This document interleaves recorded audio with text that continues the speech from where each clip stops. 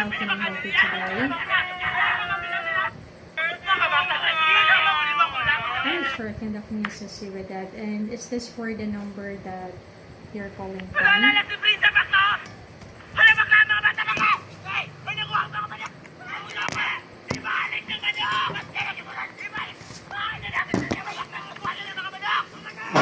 And do you happen to know the mobile number?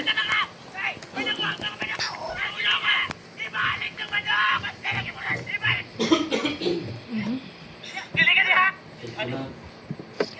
Alright, thank you. And can you please tell me your first name and your last name? Wonderful. And am I speaking with the account holder? Alright, perfect. And yep, for me to have full access to your account, please allow me now to send you one-time code. There will be two messages. First will be a one-time message, not to get the one-time code to fraudster pretending to work for O2. And second will be the code. I'll let you know once the message has been sent. Bear with me for a moment, please. Thank you. Thank you.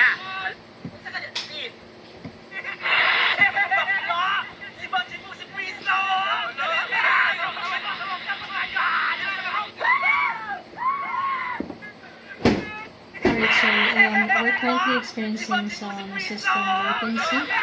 Please bear with me for a moment. Thank you so much for your patience.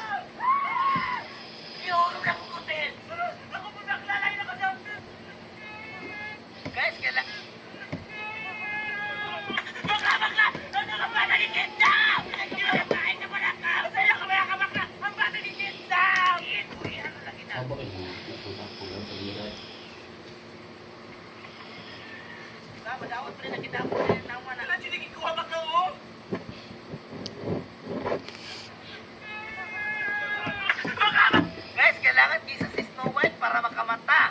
Mukis ba mo? Comment lang sa comment section. Guys, kailangan kisses si Snow White para makamata. Snow White. Alright, sorry for keeping you waiting. It looks like I am being stuck Di ba na in yung a loop. bata? Please allow me now to perform some troubleshooting steps. And just in case we are unable to process the payment as a payment, we'll go ahead and try. Mataba ni Ma. But please allow me now to perform